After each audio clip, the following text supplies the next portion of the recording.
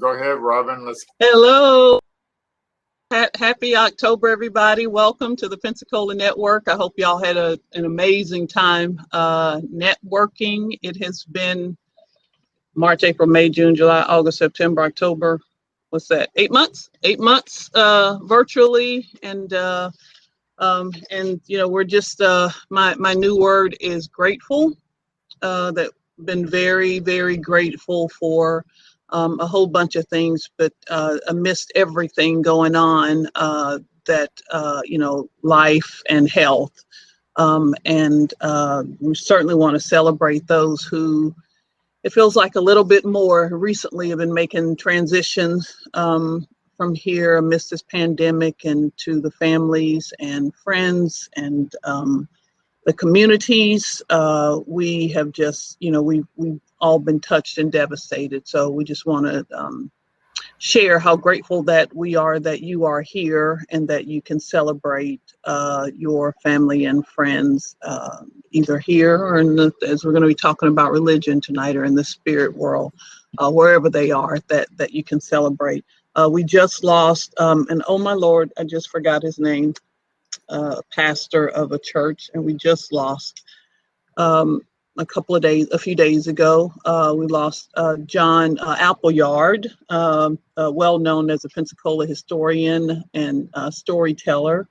And so it's been a little bit difficult. And if you just remember what Dr. Irvin Williams talked about from Lakeview, was just find those moments, those opportunities to celebrate, even amidst all of that, and find a way to get back out of that place of loss. And so anyway, I don't want to start it off on a down thing. I just felt I needed to say that. I think folks need to be aware of what's going on. Huh? Yes, folks need to be aware of what's going on. Yeah. Really important. We're excited that you are here. This is October, and our good friend Eric Peterson sent me a note a few days ago. So if you don't mind, I want to read this. This is October is Filipino American History Month, and so he was sharing with me a little Philam history.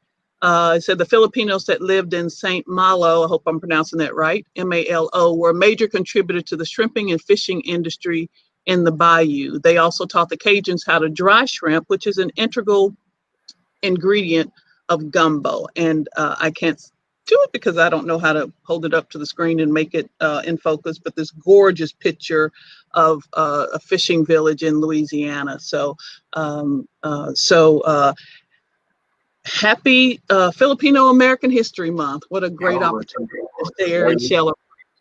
Yeah, you made me think about getting a little hungry here with some good old fashioned gumbo. Yeah. Did you see that article in the paper this week about Fort Pickens and being a part of the Underground Railroad? I saw the headline. I have not read it. It's on my reading list to read. And I think, if one thing, I've had 12 hours filled with meetings yesterday, and one of them had to do with local history. And I think that's one of the amazing things that through all of this sort of cultural and human reformation that we've been going through this year, is that we are beginning to or doing a better job at celebrating all of the history and the many steps to the history. So, communities and people are not monolithic. So yeah, I'm excited to read that. And I'm not sure if my good friend, I'm going to give him a shout out, Dr. Jamin Wells, had anything to do with that. But to all those historians, thank you for being a bit more inclusive. It really does matter. Yes, I was looking at some video stuff this week, and they're at a conference, and it was a restorative design, and so they were trying to be inclusive, and so they were describing themselves on the camera, so that if there were any blind people. Okay. Well, I think that that again, I think that we're going through this sort of reformation, and maybe I'm using that because of our topic tonight, but yeah, and I do think that we are becoming more conscious and conscientious of not only ourselves but of other people, and seeing the value in other people. And I don't have any way to quantify that, but I think, based on what you said, Nancy and I, our special guest, will talk, but she invited me to a couple of webinars that they had, and her, the executive director of the organization Tanenbaum that she's with, at the onset of his interview this was on white privilege, two different subjects under that heading, but he gave homage to the I think Native Americans, I hope I'm not misspeaking, on whose land that he was residing. So in his office, it was really cool to hear that. I had never heard that before. We certainly pay homage to ancestors, but I never heard it spoken like that before. So I think we're all learning and doing better. And Lord have mercy. Thank you. That's right. So I want to let the folks in the Hop-In audience know we're also streaming live on Facebook. So we welcome our Facebook audience, and so feel free to join us on the Hop-In platform as well. You can kind of interact a little bit more. And we do the first hour of the Pensacola Network with our networking like we traditionally do. And it's actually a pretty neat opportunity to video chat with people one-on-one. So always remember, feel free to log on at the at 5, and so you can actually network with folks in the audience and learn about this platform, because it's actually Peter and I were on early trying to do a one-on-one video chat, and so it was pretty neat. So there's definitely. I said this to a number of people, but when we can do it safely, without mask, and we're in it, whether it's a year or whatever, I'm gonna give everybody I see 10 hugs, whether you want it or not. If you want your 10 hugs, I'm gonna go and give it to somebody else. Yes. I want to do it safely. I want to do it. I heard Dr. Isaac Williams say this morning, that he had gotten a revelation about getting through to the other side, and it's all right to wear masks, and so that you can be good and healthy on the other side. So I'm like, I get you, Dr. Williams. I want to hug people and get to the other side too. Yeah, that's right. Well, but, I want to also go ahead and give a shout out to our sponsors. We have several founding sponsors, and we definitely appreciate their support, so we could actually continue the networking even through all the events that have been happening this year. Like our founding sponsors, several founding sponsors like Gulf Power, Baptist Hospital, University of West Florida, the Pensacola Chamber, and on and on. We have some media sponsors like the Pensacola News Journal, WRNE radio station, Channel 3, and there's many more. So look at our sponsor banner if you get a chance to do that. Also, I added instead of additional networking at the end of the event, I added a what I call a community development discussion. So if anybody wants to hang around after Robin and Nancy and after the question and answers, you'll be able to come over to the session. I'll be in there a little while. If anybody got suggestions on any ideas for doing community development here in Pensacola or anywhere here in Northwest Florida, and if you would like to chat about your ideas, I'll be on a little while if you would like to do that. So you would just after we finish your question and answers, you would just click the sessions button and click the sessions that's in there, and we'll entertain you for as long as you want to hang around. Don't hang around too long. It's Friday night now. No, we can't go too many places, but Lord have mercy, it's still Friday night now.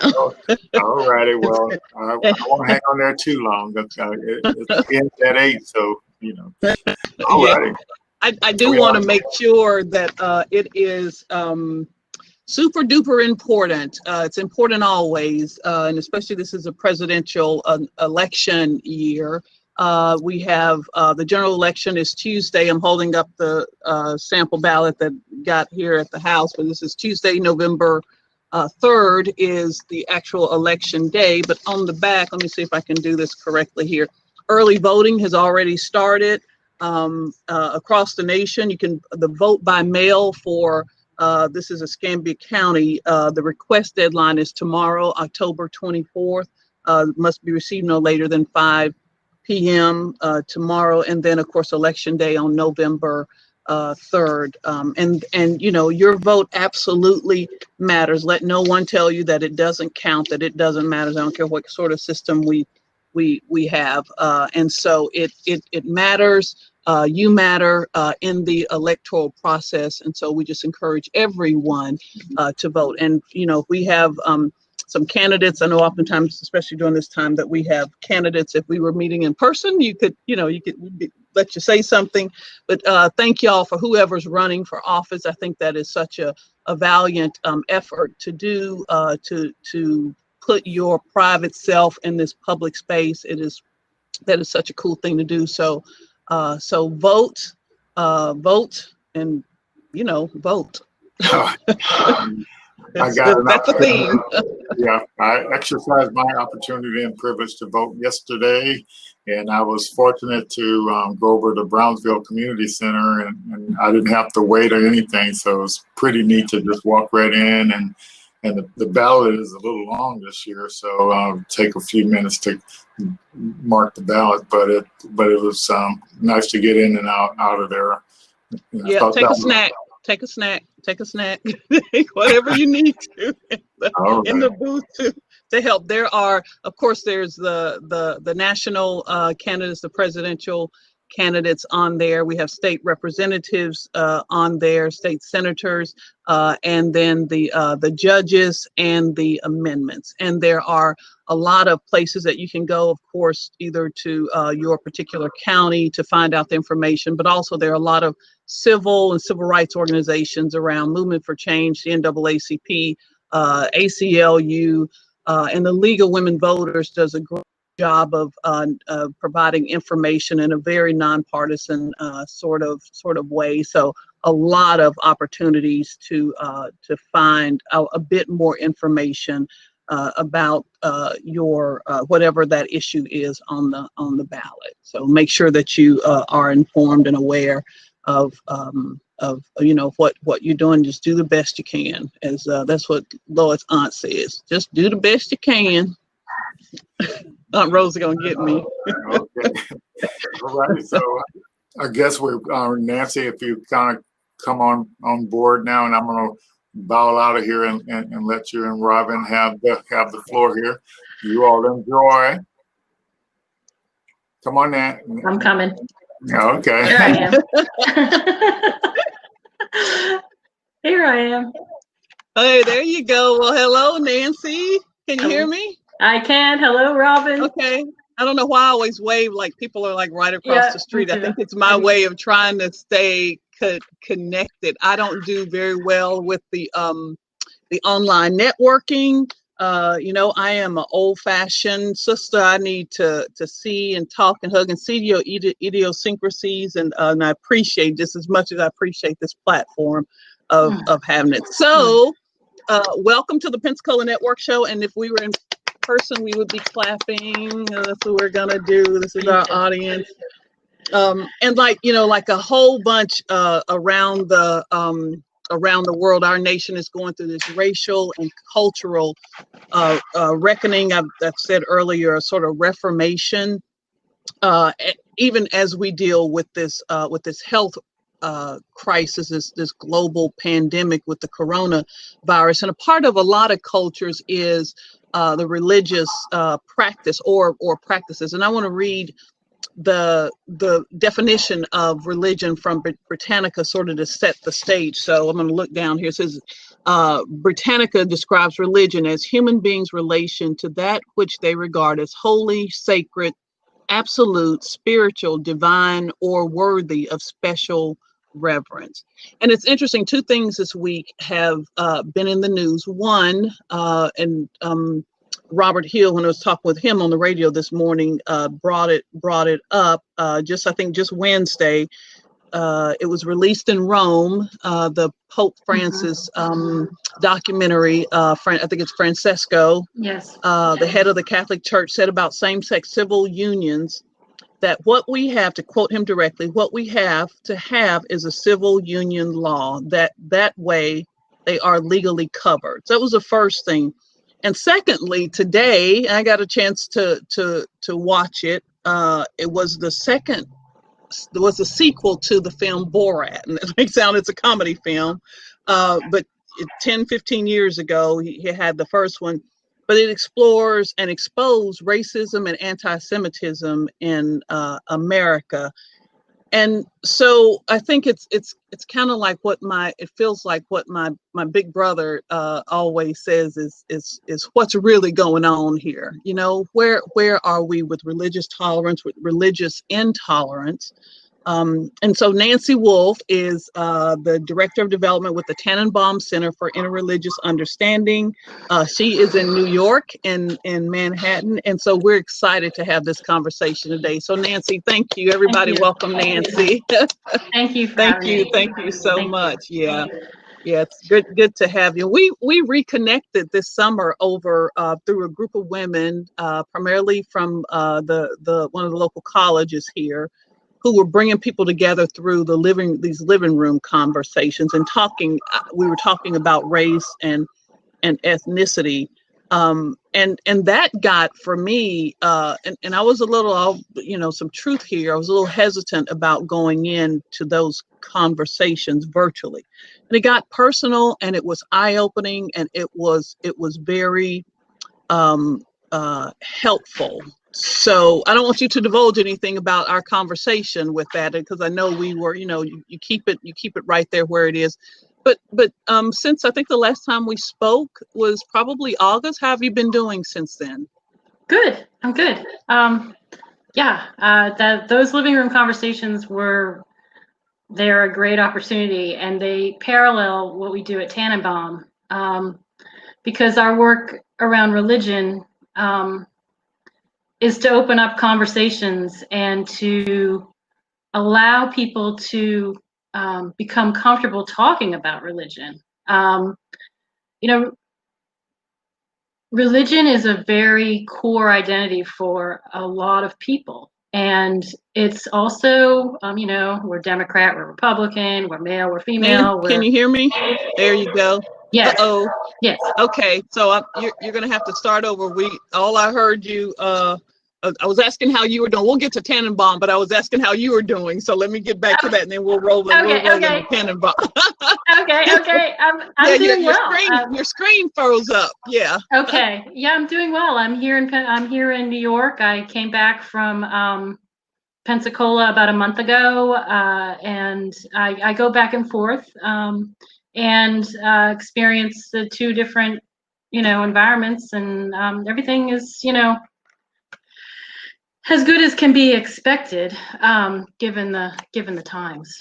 Yeah, and you're right in the midst there too. You said you're in Manhattan, so yes. you're right in the midst. So New York has sort of been this, the light has, unfortunately, for the wrong reason, been shown on New York through this.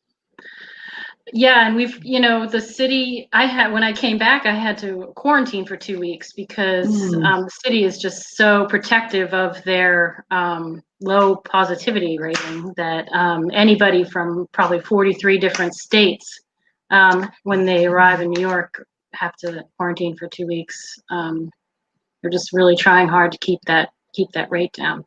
Yeah, good. As I said earlier, so we can all get on the other side there.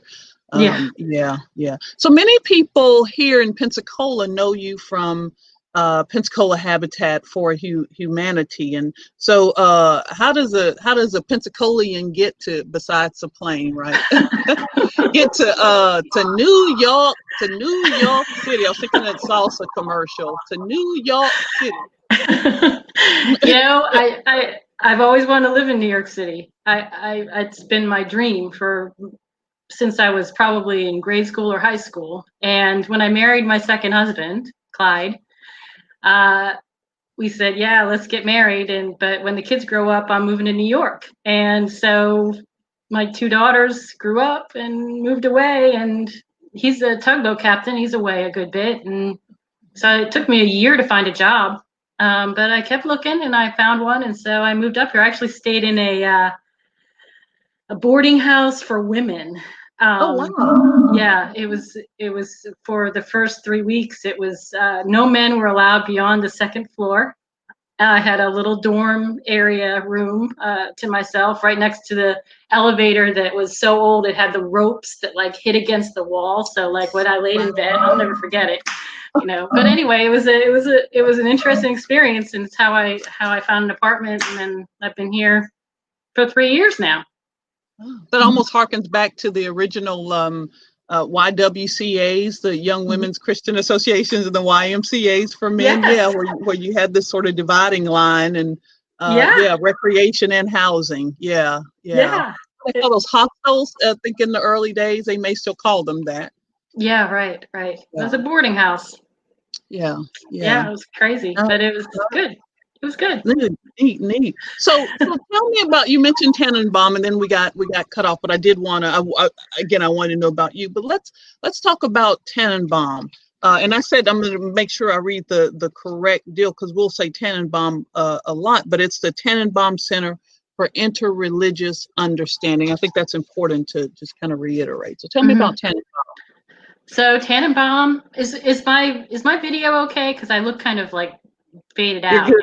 You're good. Yeah. Okay. You're good. We're all kind of still getting used to this whole virtual thing. Yeah. Tanenbaum, formally, is a secular, non-sectarian, not-for-profit, and our mission is to promote justice and build respect for religious differences.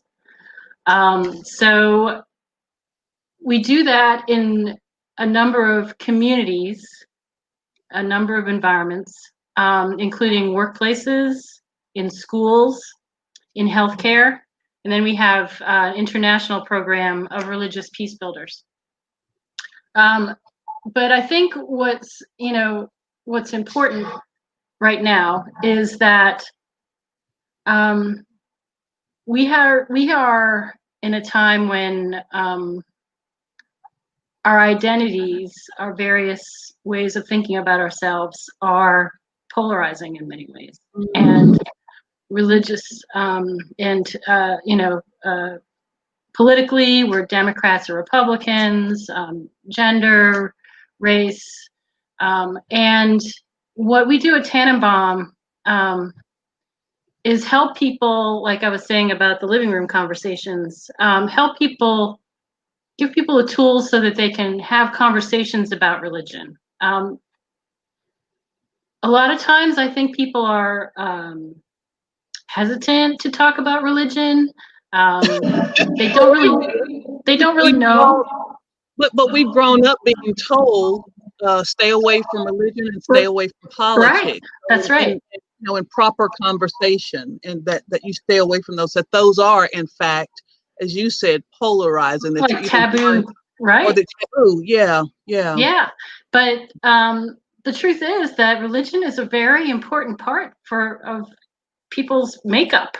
And when you go into work, or you go into school, or you go into a healthcare setting, you bring it with you. And to not address it, or not to not open up conversations about its impact on how you're thinking and your behavior, is avoiding is causing larger divides than we should have. And so when we open up these conversations and give people like real ways to do it, real ideas about how you talk about religion, how you include people of all religions and all faiths. When you give them the tools, for example, in our workplace, give them training and resources about diversity in religion, and how do you schedule your holidays, or what kinds of dietary restrictions do your employees have? Do you think about those things? And it's okay to ask people. I think you were part of the I'm not gonna do her name right, Kyoto Joshi conversation, where she said, it's okay to make a mistake asking someone about their faith. They're just because people are grateful to acknowledge their faith, and acknowledge that you don't, it's okay that you don't know about it. It's good that you're willing to open up the conversation. I think I said to you last week, and I think I've been laughing about it ever since, that often, and also I'll put my mirror right here, when we talk about diversity in religion, it is, oh, are you a Baptist or a Methodist? And that still sort of defines you, intra Christianity, if you will, or even drill down, intra Protestant. And so that you are, if you're Baptist, and you're all Baptist, and not even thinking Southern Baptist, American Baptist, That's not right. even sort of drilling down there, or if you're Methodist, are you United Methodist, or African Methodist Episcopal, or CME, or so what all are just Episcopal. So what all of those things mean. It is like that we say, I'm going to church, and then that just means a Sunday service. Mm-hmm. And so, sort of not observing anyone else's, religious anything. Yeah. That's right. Yeah. And, if you think about it, I think I read that there's something like 4,400 different Christian sects. And, oh, wow. I can't remember the number of actual different kinds of faiths. But the truth is that, right, in the U.S., the category for other faiths, and also people who are unaffiliated, those two categories of people's religious characteristics, is however you want to say it, are growing. And the typical Catholic Protestant pool is shrinking. And so more and more, as we get into especially the workplace, like you said, not everybody goes to church on Sunday. Some people go to temple on Friday night, and there are, through our workplace program, we have corporate members like Disney and Google and Target and CVS, huge global companies that talk to us and consult with us, because they need to figure out how to be more inclusive. They have employees who pray in the middle of the day. They need to, they need to accommodate a space for quiet time or prayer. And they're global. So it's not just a U.S. situation. It's a global companies. But I'd say for the most. Let me interrupt you real quick, because I just thought we went on a cruise a number of years ago, and it struck me that the all of the team members on the cruise had to a person, had their name. So if their name was Mary or Marguerite, then it had the country from whence they came. I thought that was really cool as a way of identifying and maybe even starting a conversation. Or if you were familiar with their language, or whether it was Portuguese or Spanish or French or Swahili, that would be sort of a starting point. Or even where are you from, or how did you, whatever that conversation starting points. Why do you think? And then I do want to go back to Tanenbaum and talk about a little bit of the history and the as I would say if I was home and country. Why come Tanenbaum? Why do you think that we are not as comfortable talking about religion and all of those aspects that you just talked about, and sort of publicly stating it as we are on a where we're from?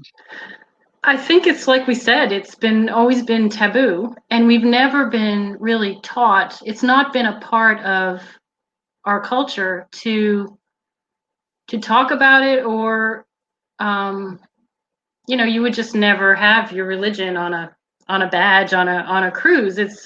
It's perhaps it's because it seems a more personal thing. It's not an outward, often not an outwardly visible part of your identity. I don't have a good answer for you, Robin. I do know that it's a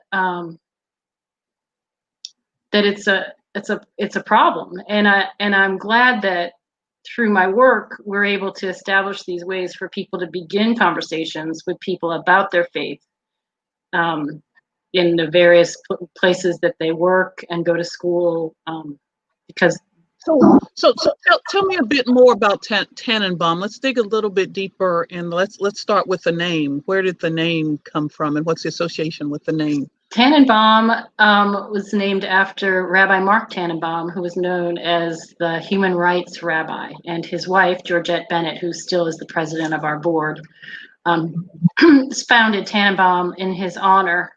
He was very focused on interreligious dialogue, and we still do a good bit of that through some scholarly research and that, and it really serves as the foundation for our programs. So 1992, so we're coming up on 30 years, and over that time, it's been a process of identifying where it is that people's faith impacts their environment, and how to establish ways to make it work. And so when I talk about our workplace program, that means talking to the diversity and inclusion people. You know, more and more they're coming to us about religion. We just finished a project with Disney Plus. You know, they've been looking at their archives and their catalog, you know, and trying to establish, you know, what stereotypes have they been perpetuating that are not, you know, the right thing to do anymore. Anyway, so when we look at the workplace, look at healthcare, you know, I have a personal experience with healthcare.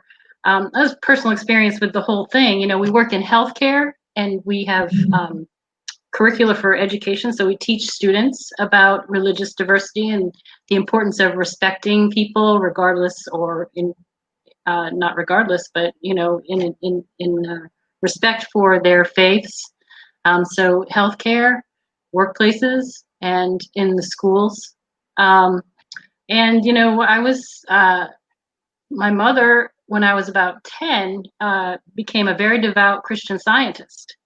And there are a lot of misconceptions about Christian Scientists. And so I personally had experiences where people didn't understand. You know, she brought me up in the church. The faith would kind of laugh and say, "Oh, you don't go to doctors," you know, and but never really knew. You know, it's kind of like they didn't know how to ask. And as I got older and my mother aged and went to the hospital having had a stroke, and I had to, you know, say that she would not want to have any kind of reversal of the through medication. Those were things that really impacted my my understanding of the importance of not judging people if you don't understand their faith, and opening up conversations so that you do understand. So there was a documentary on Jehovah's Witness and the practice, and I think this, if I remember right, the documentary came from a place of a death involved with the healthcare night. For the life of me now, I cannot remember the name of it, where it was, and I don't want to assign it to the whole of Jehovah's Witness practice.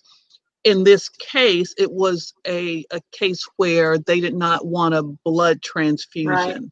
Right. And so the young lady, I think she was teenage or maybe just post-teenage, ended up dying. And so there was a sort of assignment of blame Mm-hmm. because of their religious practice. Yes. That she would have lived there. You know, they were saying, well, the question was, would she have lived with the transfusion or not? But even after her death, there is this, hence this documentary, there was this whole conversation.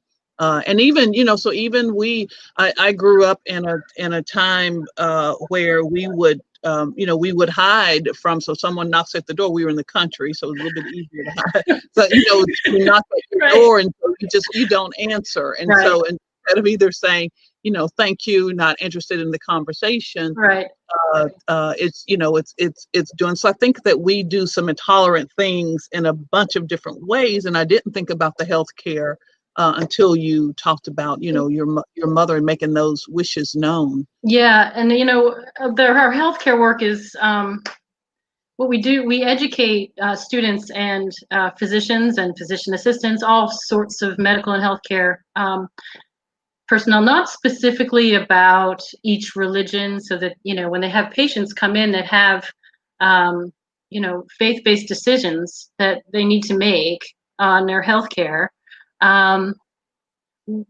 not necessarily that they need to know, you know, all the pieces of every religion, but that they understand the process for opening up the conversation. So we just developed something called the Sim Clinic. It's pretty cool. It's like a gamification of a training for students and doctors.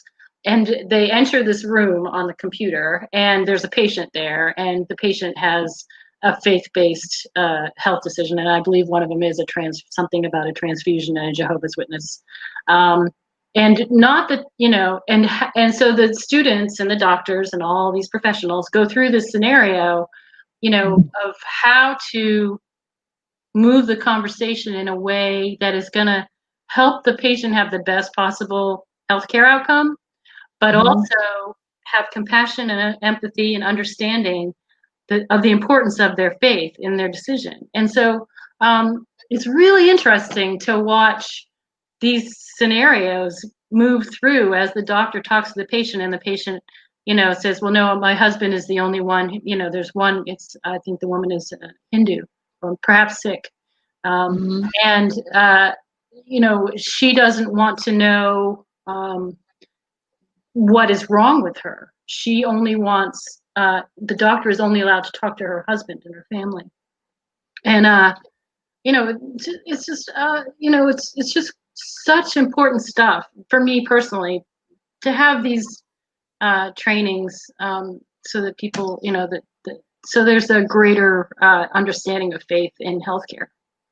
Is there some sort of built-in so the friend Ron Brown, who would always talk about issues or ideas in terms of individual, systemic, and institutional, or individual, institutional, and systemic, is in the healthcare field, is there, and I don't want to paint a broad stroke, but is there a this idea that, you know, the doctor's always right, as they say, but that you don't engage in the religion, so that you go into it just sort of assuming that someone is Christian and that they will accept the advice. Are y'all having to, or y'all signing to Tanenbaum, but is the training then trying to break down that sort of ingrained institutional thought process about someone's religion, or indifference even? So even maybe even an indifference to it. Yes, and yes, because science, I think, and medicine is very clear to doctors. You know, it's probably it's an interesting meld of two things. You know, you take the science that, you know, in my mother's case, that they knew that if they gave her this medication, they could reverse a stroke. So, you know, in their minds, that is what they need to do. And so when they come up against a hard line like my mother, then, you know, that is a point that there needs to be training for, because it's not, like you said, it's not a typical thing. I think there's some statistic that said only about 40% or so of doctors take into account a patient's faith when they walk into the room and start, or allow for considerations of faith. Like you said, they have their job, and they think they know the best way to do it. But when you have a person of deep faith, we had a situation where there was a sick man, SIKH, and they don't cut their hair for their entire lifetime, and that's part of their sacred self. And the man was very ill, and one of the medical staff decided that they needed to cut his hair for hygienic reasons, and they cut all his hair off. Wow. And his family came in and were just, I mean, because that was his pathway. And it had been taken away from him. And so these are situations when you think about people transitioning, as you had used, or that you can't mess with that. And it was probably a very the person was probably thinking they were doing a very nice thing for the man, to clean him up, who knows. But that kind of thing can be devastating. So I think the healthcare, and we train folks all over the globe, and we have resources, and it's a very important part of our work. So you shared some data. You touched on it a bit earlier, that that identify that Protestants were down 8% since 2009. Catholic identification was down 3%, and unaffiliated was up 9%. What does that tell you about where we are? Either where we are going, or this trend the last 10 years about this identification? Yeah, I for me, that guides our work. I don't have a good I haven't done research on why this is happening. It's a piece of information that I use because as we move to a more diverse religious composition of our country, the need for our work becomes that much more critical. The more we move away from the more traditional faiths of Christianity and into Judaism and Islam and host of others, the greater need for an understanding that faith impacts workplaces and healthcare and education, and there are going to be a lot more different people in your, there's some statistic that's the place where people see the most diversity is in the workplace. And that is increasing. And, what do you do in the workplace? Well, you have a Christmas party, or you have a happy hour, or you dress up for Halloween, or there are lots of ways that you, that we, and we talked about the Christian privilege. There are lots of assumptions that are made in the workplace that everybody's going to do the same thing, and it's not that way, and it's becoming more and more not that way.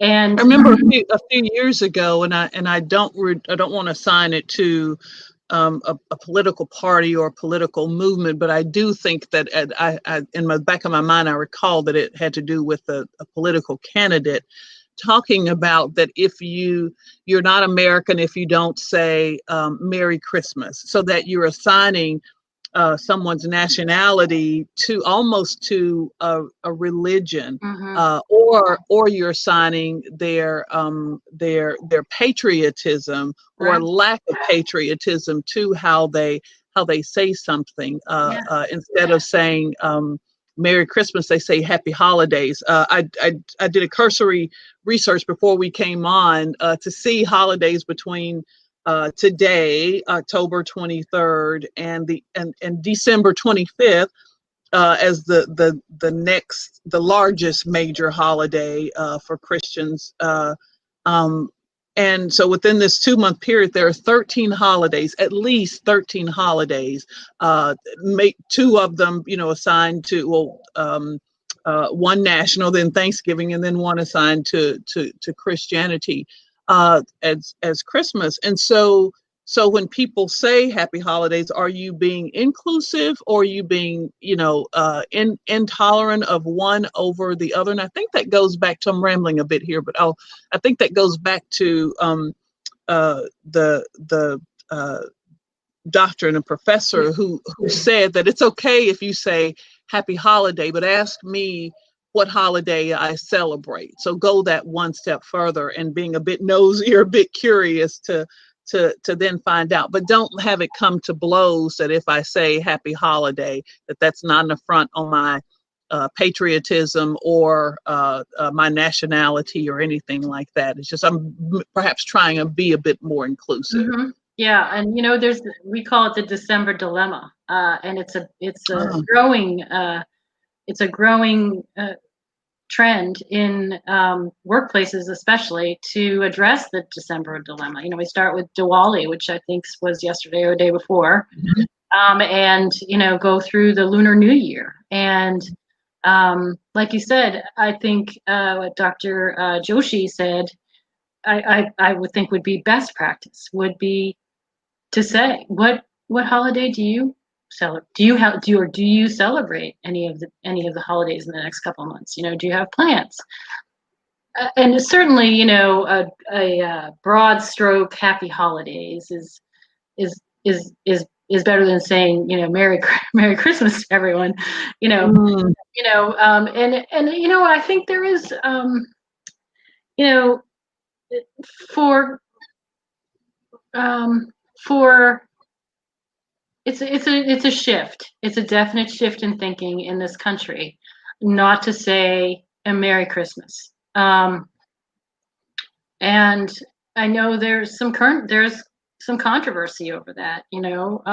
People want to be able to say Merry Christmas. Like you said, there was a feeling that maybe you're not patriotic if you're not a Christian. And so yeah, it's not an easy thing for everyone. Understood. And is that where the tolerance comes in, that we just have to, I've been saying this to a dear friend here lately, to get over ourselves, that it's more about, and I'm not saying that, calling someone out of their name or doing some affront, but that if I say to you, Merry Christmas, and you're a Jewish brother or a Sikh sister, and you don't celebrate that it does not come across as a personal affront, but it comes across as a passionate opportunity for happiness, for engagement. And so then it's okay if you say, either to what Dr. Yoshi said, that she said, I say Merry Christmas back, and then I think she said then she engages them on what, I think was she Hindu? I believe, yes, she's Hindu, yes. Yeah, and that she also celebrates, her in the Hindu religion, whatever that holiday was, Diwali, yeah. And so that we should sort of get over ourselves, that if someone does say happy holidays, that they are being a bit more tolerant. And if someone says Merry Christmas, that they're not being less tolerant, that we should kind of, Very true. But it all comes down to respectful communication. I think when you say, tolerance or respect, that's all we're doing, is building ways for people to show respect through an understanding that not everyone's the same. We all have a lot of identifiers. We have commonalities, but there are so many identities in our identity wheel that, and when we bring our whole self to work or to school, religion is a part of that, and we need to acknowledge that, and just, and respect our differences in not only in religion. And that's, one thing about our work is our methods for respectful communication and our curricula for students to understand differences, they aren't just about religion. They teach overall methods or overall ways to really feel comfortable talking to people about their religion or any of their differences or any of their identities. I want to as we wind down, because I want to invite people to ask questions. I want to talk about two. So here we are meeting virtually, and so I want to talk about this whole idea about the impact on so a religious practice of gathering, so or worshiping together. So the impact of that, but then also want to dive over and maybe then end with the impact of social media on providing maybe this more intimate peek into people's religious practices or lives. So let's start with what you think of what Tanenbaum has found about the impact of our virtual selves these last, as I was counting, since March, these last 9 months, on the gathering and sort of the consolidation of people to, as our pastors say, to kind of refuel. You go to a synagogue, to temple, or to a tree, to church, to someone's house, to kind of refuel, to learn, to retool even. And that, by and large, has been drastically cut because we don't want it to become, as what do they call those, even super spreaders. Right. We don't want our religious practice to become a death sentence, a literal death sentence. We had an interesting webinar about grief and mourning back when in this probably early summer. Just the discussion was, at the time, and still, people were very ill in the hospital and unable to be with their family members as they passed away. Wow, yeah. And there were, priests were not allowed in the room to give last rites, and all these. And then when you think about funerals and all the ways that you grieve, to not and mourn, to not have the ability to be together.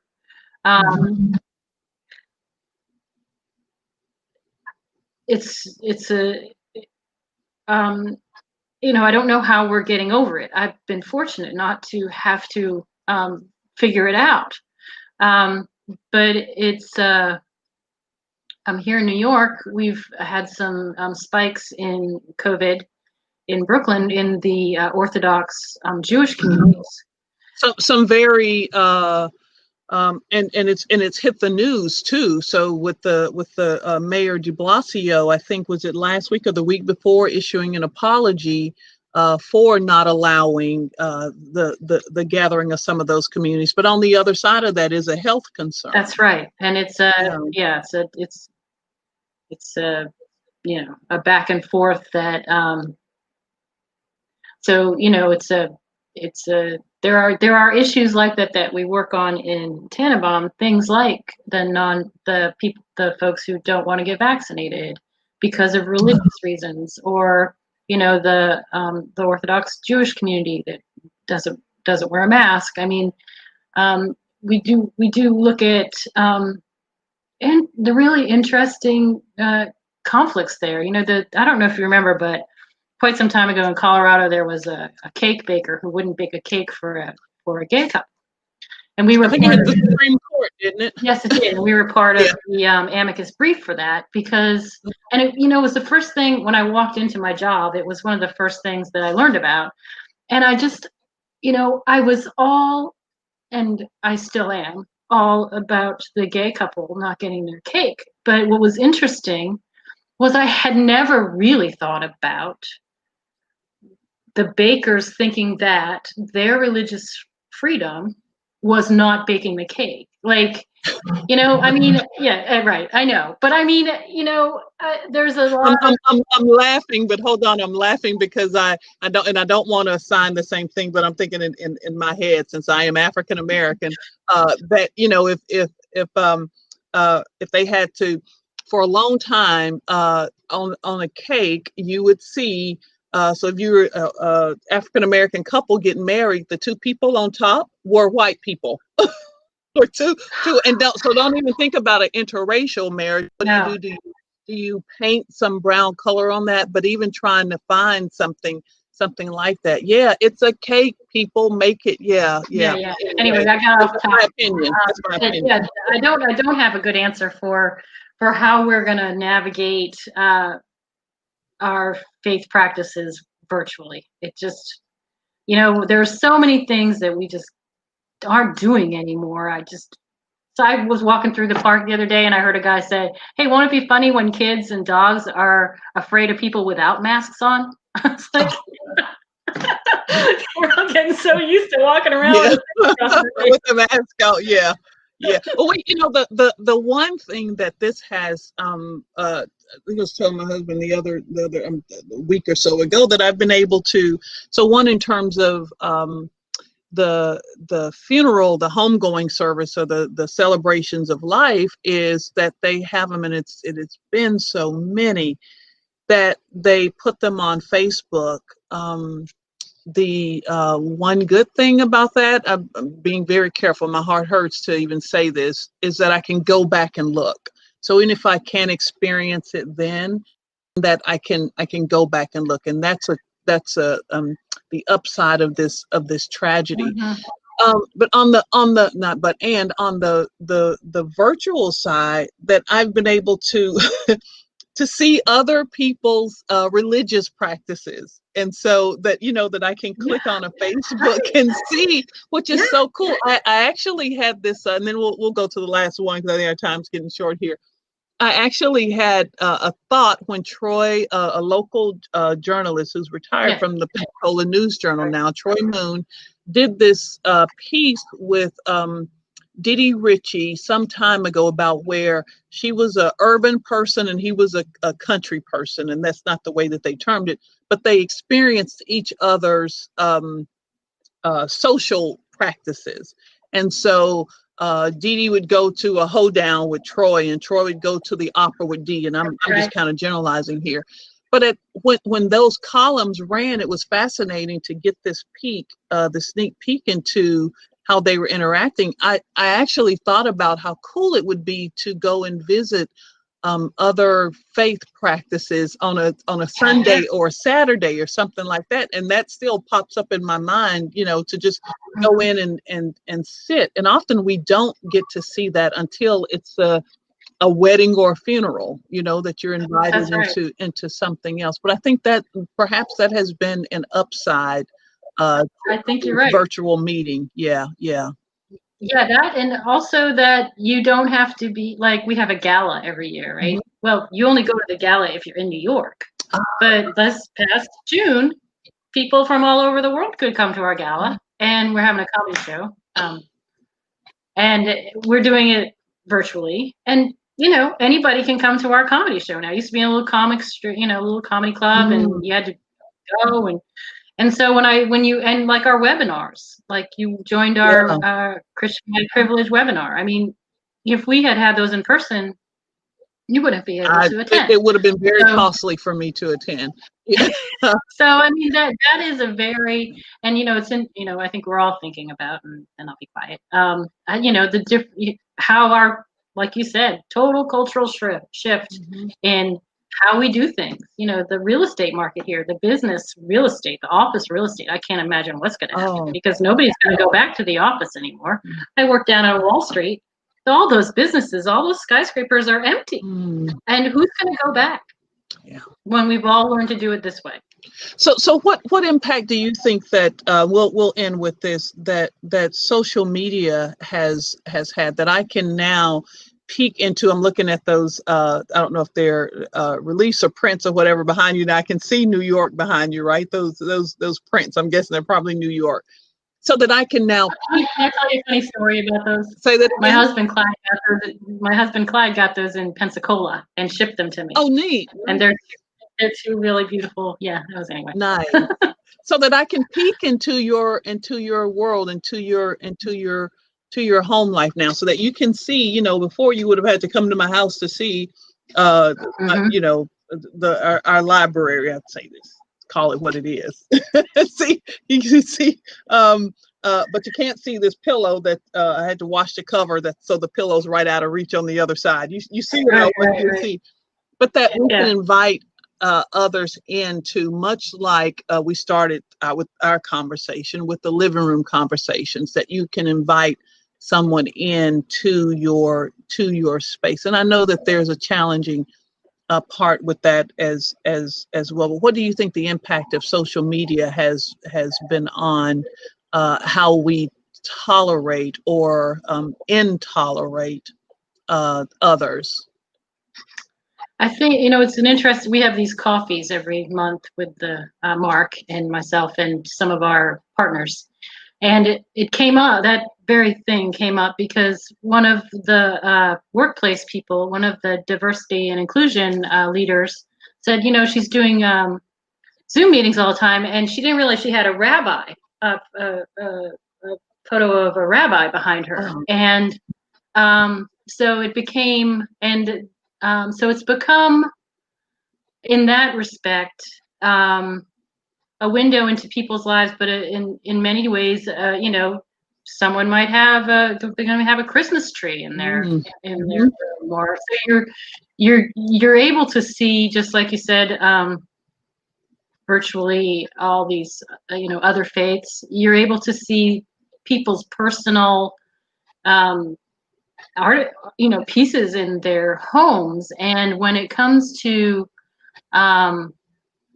faith-based pieces of art and those kinds of things, it's a question right now as to what is appropriate. When your office is your home, and it's you know, when it's your office is your home, and you're the, you know, and is that, you know, is that fair play? I mean, is it the right thing to have, you know, your iconography or your whatever religious beliefs as part of your workplace? Or is that imposing, you know, something that, you know, it depends on, you know, right now they're looking at writing policies that will address that. You know, as to whether, you know, because generally, and it's all part of this whole conversation, generally in the workplace, you know, you don't put your religion on the shelf. And so these are all parts of inclusive, respectful communications that are going to be, you know, part of future policies to think about what is someone's responsibility in their home when their home is their office. And I was just thinking, so I'm talking about this bookshelf, and so I have this is my bookshelf, and of course Lloyd's is on his computer. He does mostly audio books. So I have a bookshelf with my mother's, who was a teacher, with her predominantly children's books on there, and I have a shelf with my father's books, westerns, and Ian Fleming, The Destroyer, those old deals. But he was also he was interested in religious history, and so I just thought about this, that I have the Quran, the Jewish Bible, and different iterations of the Torah, Hebrew. It's been, maybe I think it's one says the Hebrew Bible, and then the Torah, and then so it's just all of these different. Black people in the Bible. I mean, it's so many different ones, and I'm wondering if that upside is that we will be a bit more I want to say aware is probably a better word. I heard a conversation with the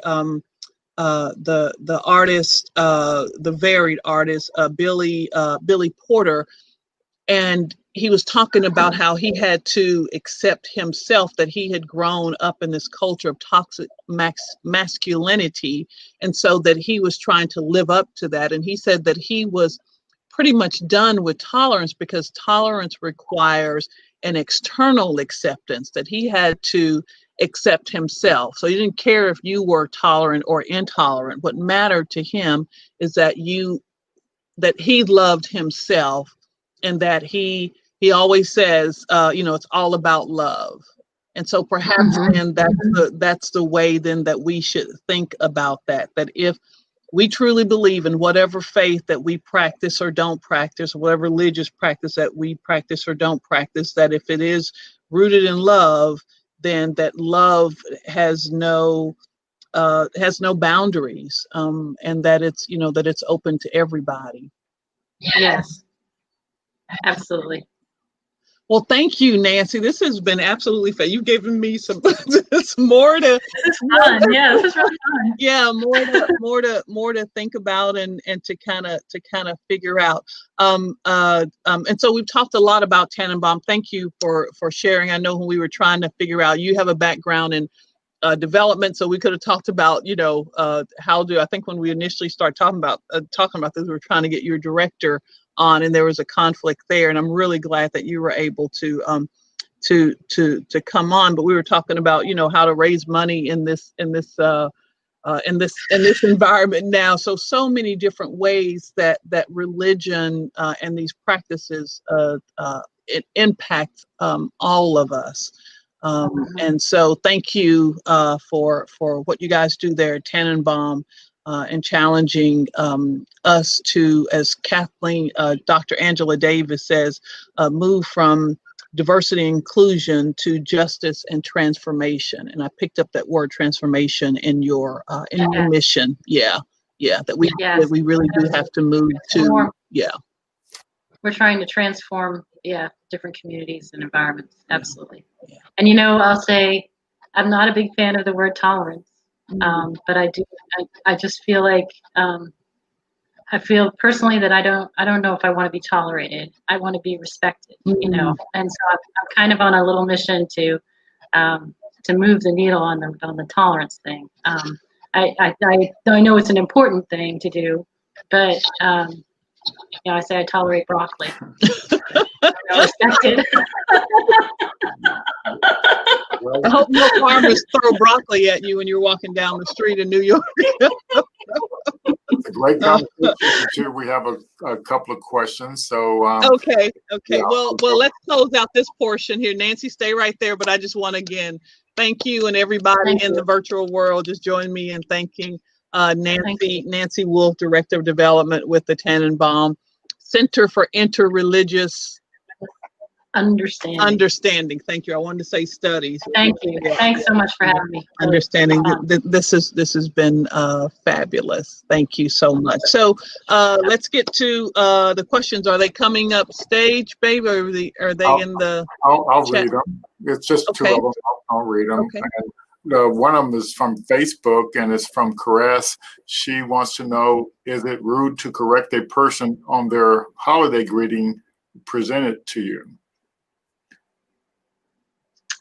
I think that respectful correction is not a bad thing. I think it's a fine thing. I think, like Robin said, Dr. Joshi said, say Merry Christmas back, and then say, actually, I'm Jewish and I celebrate Hanukkah, but isn't it wonderful that we all have these wonderful holidays to celebrate, and we all, I hope you're going to have a beautiful Christmas. And I don't, I think when you think about it, you think, would that, we call it the platinum rule, right? You do unto others as you would want them to do to you. And I think I would not be offended by anyone. If I said Merry Christmas to someone and they came back and said, actually, I'm Jewish, I'd be, oh, I'm so glad. I would be so glad. I would feel bad if someone didn't do that, if they just pretended like it was okay. I think that it's important to have those open lines of communication and to, and it's okay to make mistakes, and you acknowledge that you made a mistake, and and that's respectful communication. That's treating people like you want to be treated. And that's, and we have a golden rule. We have shared visions on our website, and one is the golden rule, and it lays out the golden rule in all, I think it must be 15 or 20 pages. Oh, nice. All different wording on, the golden rule. And, so many people believe the same thing. They just say it differently. Okay. Sounds great. So the next question is from me. I was curious, and who signs up for you all's courses? And my question is based on, where is the demand coming from? Are you all reaching out to marketing your courses, and why is the demand there? So we do have a very strong network of corporate partners, and we reach out to them. We have a pretty strong social media presence, and we work with Teaching Tolerance. We work with the Department of State. We're pretty in our field. We have a great integrity, and I think. And so it grows that way, and especially now that things are virtual, I really have seen an even greater demand for our stuff because, like I said, anybody can come. So, what you all teach? Let me just before you do, let me just give a shout out to Teaching Tolerance. Is, for those who don't know, is it may be an organization, but I know it as when I was substitute teaching 10 plus years ago.